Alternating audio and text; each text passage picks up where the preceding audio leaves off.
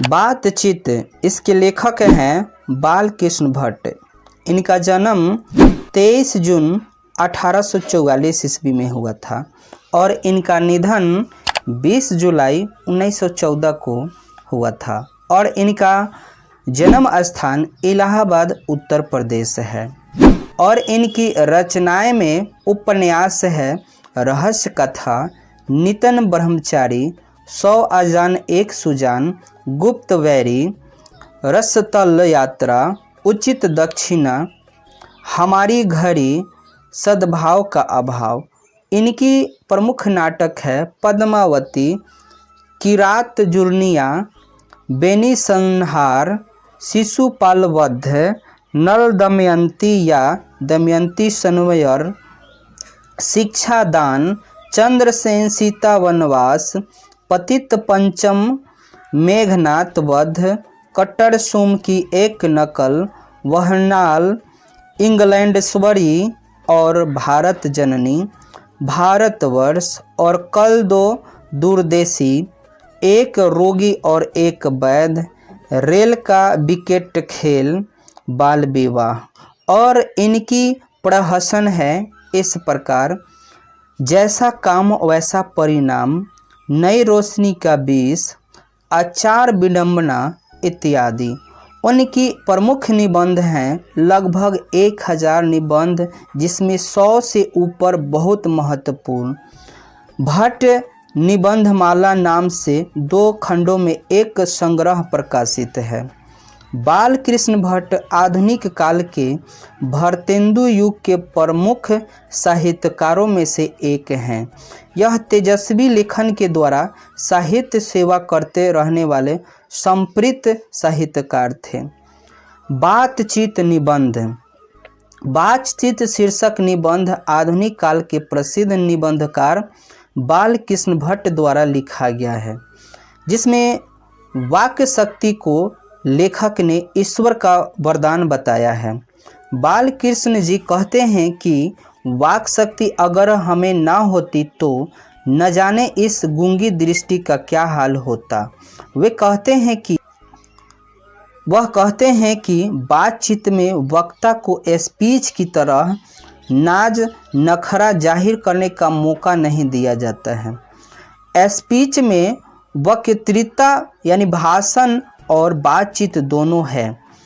भाषण में मानव पहले संभल कर बोलता है और फिर कोई चुटीली बात करता है ताकि ताली ध्वनि से कमरा गूंज उठे। इसमें अपने भाषण में ऐसा मौका लाना पड़ता है जिससे ताली बजे। बातचीत में ताली बजाने का कोई मौका नहीं होता है और ना ही लोगों को कहे उड़ाने की कोई बात रहती है।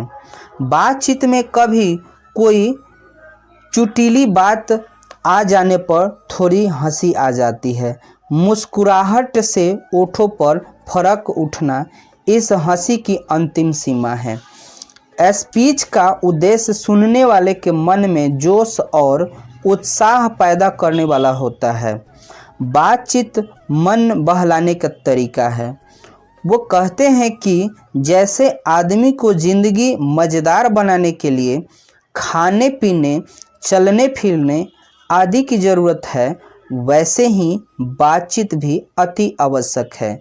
इससे मन हल्का और स्वच्छ हो जाता है तथा अति आनंद प्राप्त होता है।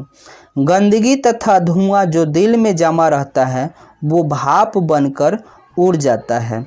लेखक कहते हैं कि जिनको बातचीत करने की आदत लग जाती है वह खाना पीना भी छोड़ देते हैं, लेकिन बातचीत का मज़ा नहीं खोना चाहते हैं।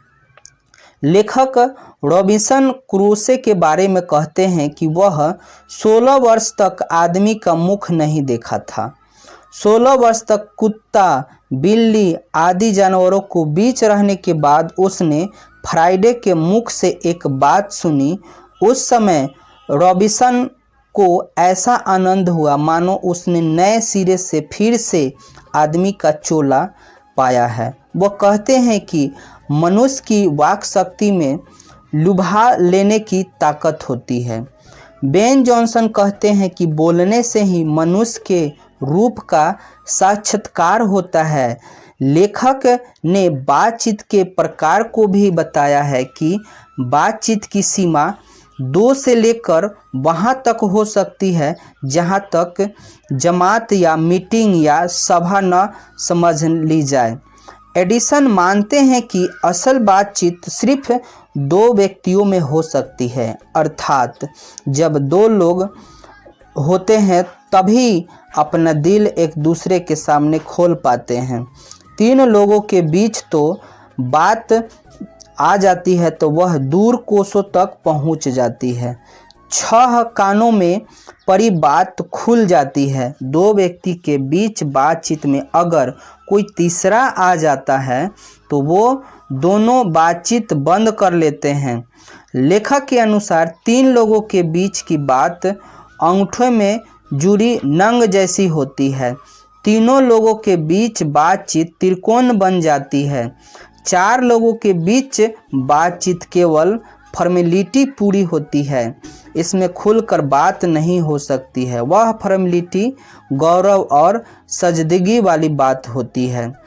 4 से अधिक के बातचीत में राम रमेवल होती है, अर्थात हंसी मजाक होती है। 2 बूढ़े के बातचीत में अक्सर जमाने की शिकायत होती है। वे बाबा आदम के समय के दस्ताना शुरू करते हैं जिसमें 4 सच तो 10 झूठ होता है। एक बार जब उनके बातचीत का घोड़ा छूट जाने पर प्रहारों बीत जाते हैं पर भी अंत नहीं होते हैं। लेखक कहते हैं कि 2 सहेलियों के बीच बातचीत का जायजा निराला होता है। भाग्य से ही 2 सहेलियों के बीच बातचीत सुनने का मिलता है। उनकी बातचीत रस भरा होती है।